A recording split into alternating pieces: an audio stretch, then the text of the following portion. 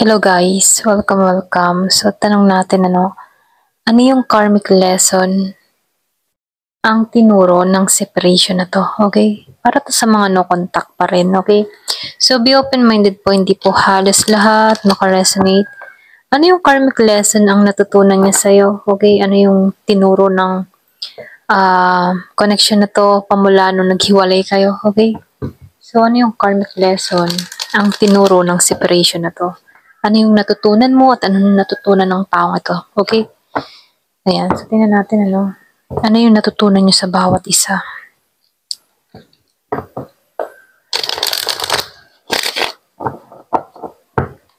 Ano ang karmic lesson ang tinuro ng separation na to?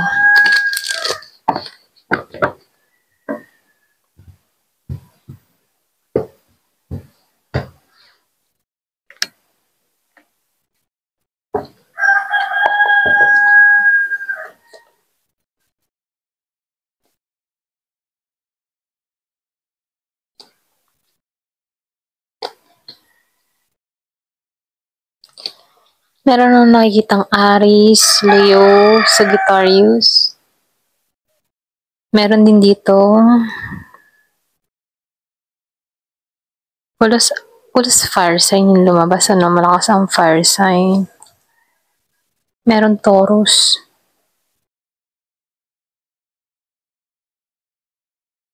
Pareho kayong yung bang tipong energy nyo, pareho kayong nagtalikuran na sa isa't isa. Ganun yung nafe-feel ko. Pareho kayong nagiging mataas ang ego sa isa't isa. Walang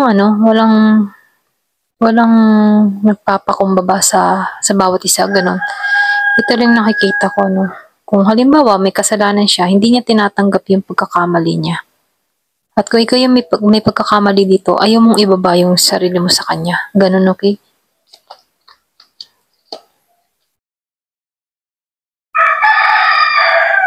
Ayan, pasensya na sa ingay ng manok.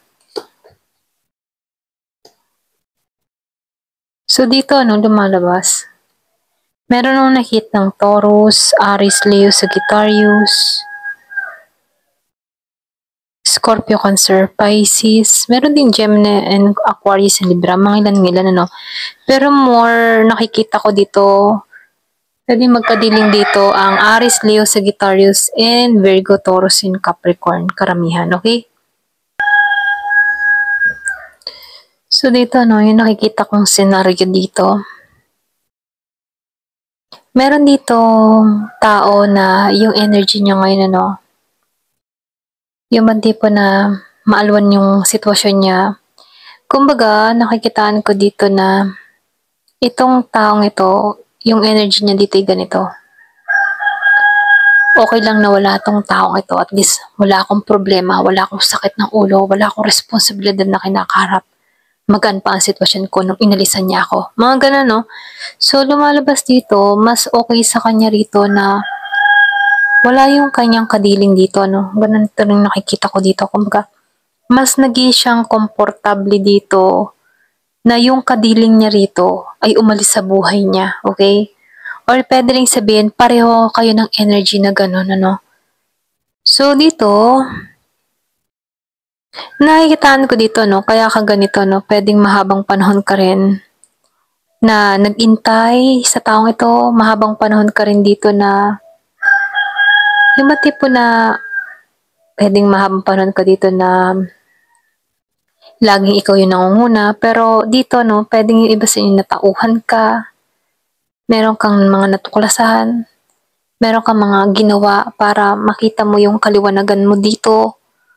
So, lumalabas dito na, oo, inintay mo tong tao na to ng mahabang panahon.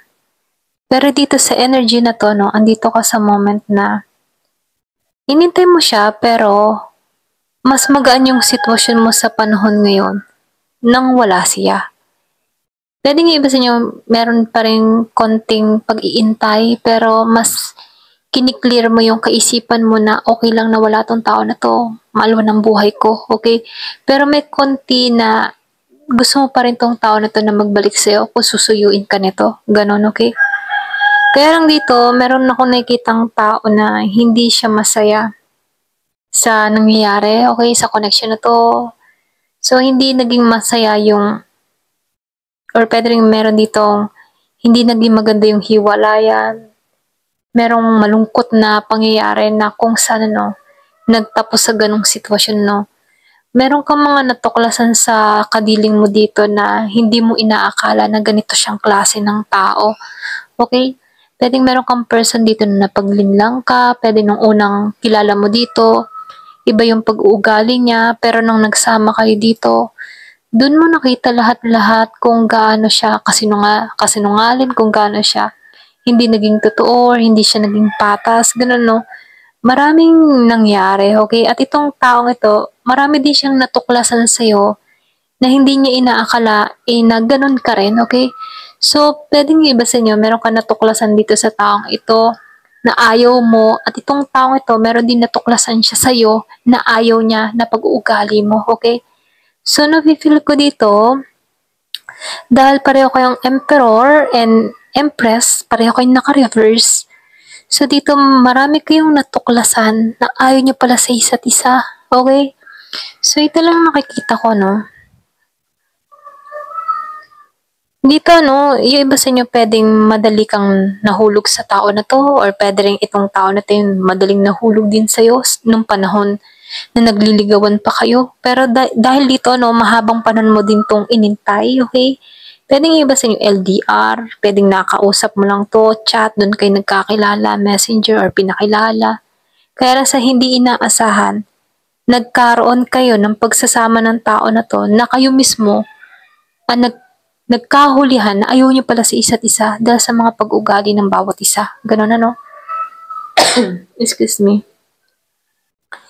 So dito 'no, lumalabas din dito 'no, pareho kayong nagiging logic sa sitwasyon. Ito rin nakikita ko. Pero gano'n pa man, andun pa rin na yung mga tipo na may time na itong tao mo 'no, ayaw mo rin siyang husgahan dito dahil ayaw mo rin man na mahusgahan ka, alam mo yun? Kasi 'pag hinusgahan mo 'tong tao na 'to, andun din yung pag-uusig niya sa'yo. Kaya dito, mas pinipili mo na lang manahimik dito at meron kang mga natuklasan dito sa tao na 'to na ayaw mo pala, gano'n. So kita ka ng tao na 'to na puwedeng sabihin na hindi ka sweet or hindi ka maalaga, maingat, gano'n ano. Ito naman person mo nakikitaan mo na hindi siya responsible, kumbaga nakita mo na irresponsible siya, sinungaling siya. So, meron siyang nakitang negative feedback sa'yo at gano'n din 'tong tao na 'to, pareho kayong may nakita sa isa't isa na ayaw niyo, okey, gano'n. Ito lang yung nakikita ko. Pero dito 'no, nakikitaan ko dito na kahit ayaw niyo na sa isa't isa, meron kang natutunan sa tao na 'to, okey? Puwedeng kahit meron siyang mga negative na pag-uugali na ayaw mo, meron din 'tong positive na naging masaya ka rin sa taong ito. Hindi lang pulos negative yung nangyari or mga masasakit na nangyari sa inyo ng tao na 'to 'no. Meron ding masasaya, kaya lang meron pagkakataon na meron kang inaayawan sa ugali ng tao na 'to at siya din sa'yo, okey? Pareho kayo na merong pag-uugali na ayaw niyo sa isa't isa, gano'n. So, puwedeng ikaw ang naayaw mo ay ayan pasensya na utol ano. Ang naaayawan mo dito sa tao na 'to ay yung hindi siya romantic or puwede ring hindi siya magaling makiramdam, okey?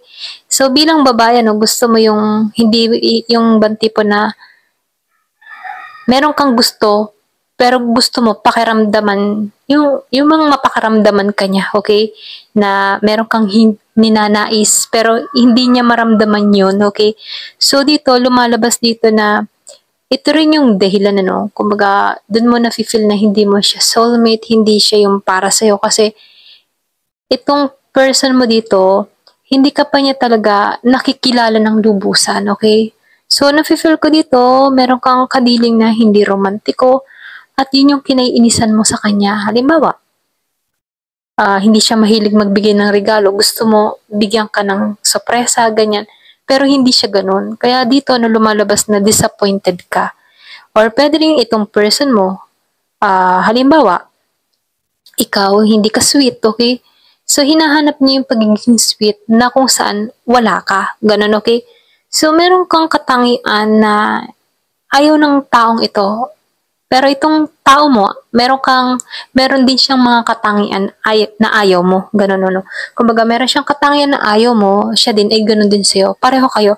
Para bang natuklasan niyo yung bawat isa na ayaw niyo pala, okay? Pero nakikitaan ko dito, no, ano na rin siya sa'yo, pang tipo na, nag-invest na rin siya sa'yo, okay? Kumbaga, pwedeng may time din na nag-a-adjust siya, ikaw ay ganun din, ano, pero nafe-feel ko dito, no, meron na rin kayong invest sa bawat isa. Kaya lang, nakikitaan ko dito, natapon or nasayang yung ininvest. Kumbaga, nafe-feel ko dito na kung pinagtibay tong connection na to, may potensyal na maging stable kayo, okay? Kasi nakikitaan ko dito na pareho kayo na good provider, kaya lang lumalabas dito, pwedeng merong sumuko na ang bawat isa kasi sa pag-uugali, okay? Ayan, kumbaga sinukuan yung pag-ugali at yun yung naging karmic lesson dito, no? Meron kang mga natuklasan dito at ganun din siya sa'yo. Kumbaga, hindi lang ikaw yung may nakita sa tao na to, ganun din siya sa'yo, okay? So, ito lang nakikita ko, no? Kaya dito, no, si Ace of Swords, kaya itong tao na to, hindi to kumikilos, hindi to humahakbang sa'yo. Hinayaan ka na lamang ng tao na to, okay? Ito lang nakikita ko. So, tingnan natin ano yung posibleng gusto niyang sabihin sa'yo, okay? Give it a message. Ano yung posibleng gusto niyang sabihin sa'yo? Ayan. Baka kung magbabaka sakali, ano yung gusto niyang sabihin sa'yo? Ganon. Excuse me.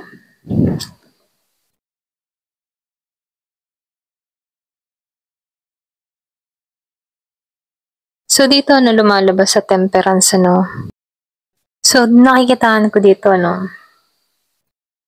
Kasi naka-reverse to, so binasa ko lang siya ng upright. Pero nakikitaan ko dito sa reversal ng temperance. Ayan. Hirapan tong tao na to na ma-maintain niya yung balance, ano? Lalo-lalo na pag magkasama kayong dalawa. So, lumalabas din dito, madalas tong stress sa sitwasyon nyo. Pwedeng nagbigay ka din ng stress sa tao na to, okay?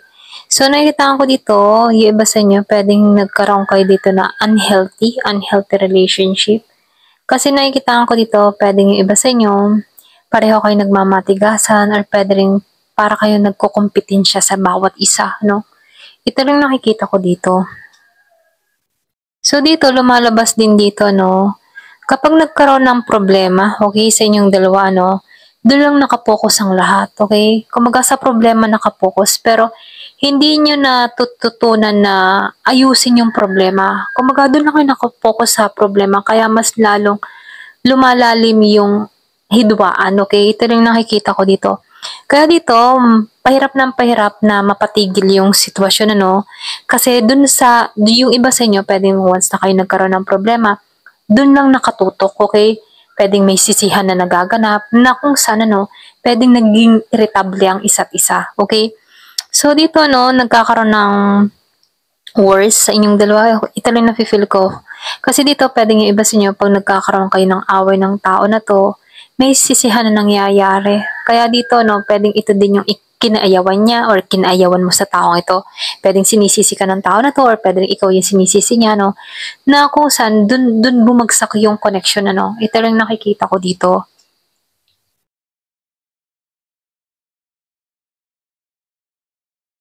So dito, no, itong person mo, nakikitaan ko dito, no, 2 beses na lumabas yung The Empress Reverse. So lumalabas din dito, no, yung iba sa inyo, pwedeng meron kang mga hinahanap sa tao, sa kadiling mo na hindi mo makita, okay? Pwedeng yung iba sa inyo, naging kang mapaghanap, meron kang mga gustong person o pag-uugali na hindi mo matagpuan dito sa tao na to. Kaya dito, no, nakikitaan ko dito yung iba sa inyo, gumibap ka dahil sa mga ganon, okay? Sa mga katangiang ganon. Ito lang nakikita ko. Pwede yung iba sa inyo, gusto mo yung caring, mapag-aruga, romantic, pero nakuha mo dito, hindi ganon, okay? Kala mo dito, in-expect mo siya na ganon, pero nagkamali ka rito. Ito lang na-feel ko. Pwede rin yung iba sa inyo, meron kang inaasam, ayan, ito lang nakikita ko.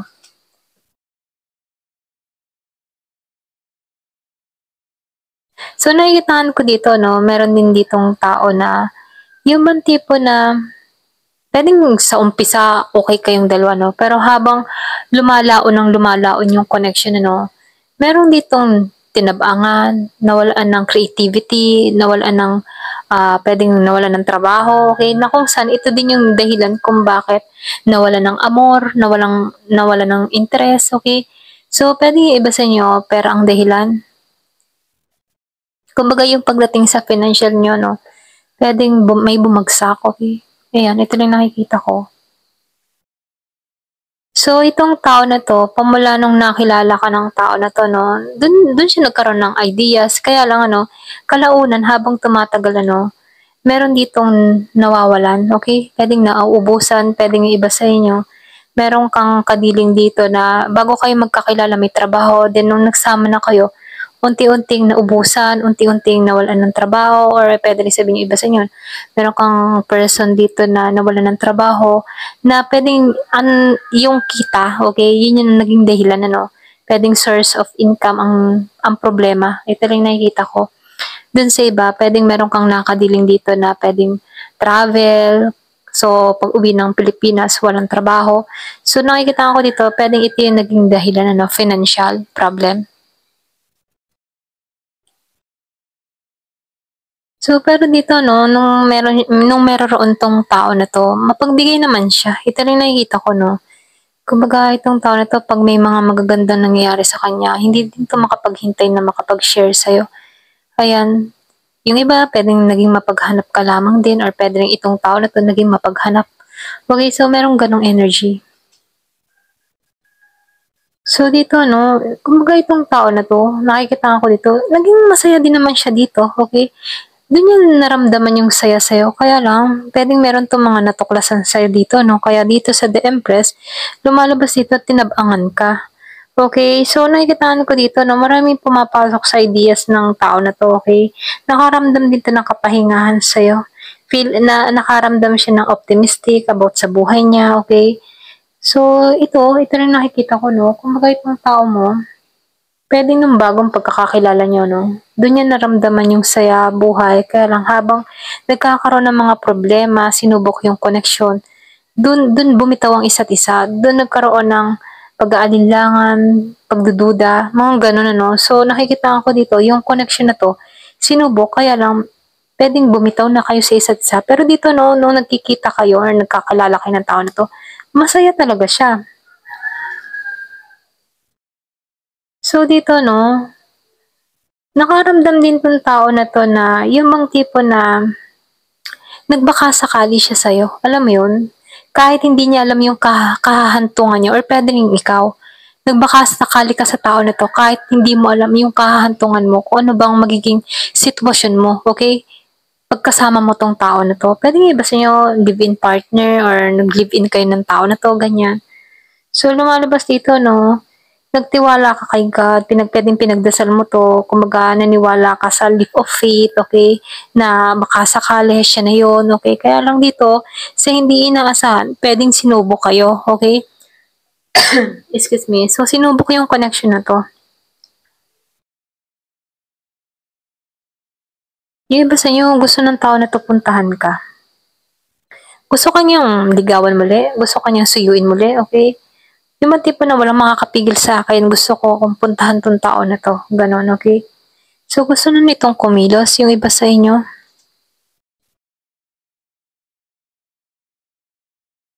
So, dito yung iba naman sa inyo 'no, puwedeng ikaw, yung bang tipo na hindi mo maramdaman na ito talaga yung para sa'yo, okey? Puwedeng meron kang mga natuklasan dito about sa soulmate, meron kang mga nalaman, puwedeng natuklasan mo na karmic lang 'tong tao mo, karmic lesson para sa'yo, karmic relationship, na kung saan merong mga lesson na natutunan ka sa tao na 'to at gano'n din siya sa'yo. Kumbaga meron ditong tao na natuklasan niya, hindi pala 'to yung soulmate ko, napunta pala ako sa karmic relationship kaya pala hindi kami swak, kaya pala hindi kami naka-align sa isa't isa, gano'n, okey?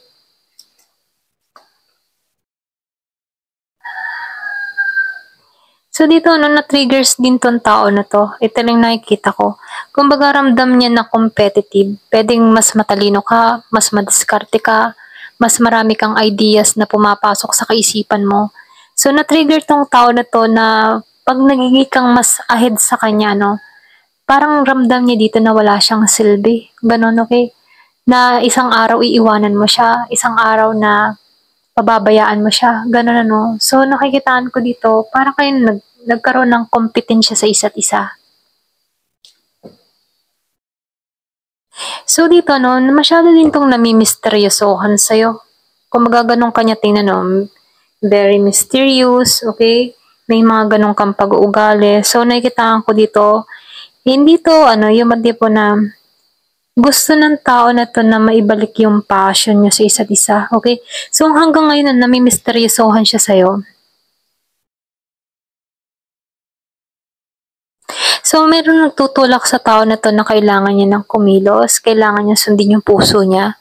Okay na wag mag-alinlangan. So, ito lang nakikita ko dito, no? So, itong tao na to, pagdating sa panahon ngayon, ano, hindi siya grateful sa buhay niya. Okay? Kasi sa mga nangyayari sa kanya, ramdam niya ang pagkawala, ramdam niya yung pangulila, ganon. Ito lang nakikita ko. Ayan, hanggang dito na lamang po. Thank you for watching. Love and peace.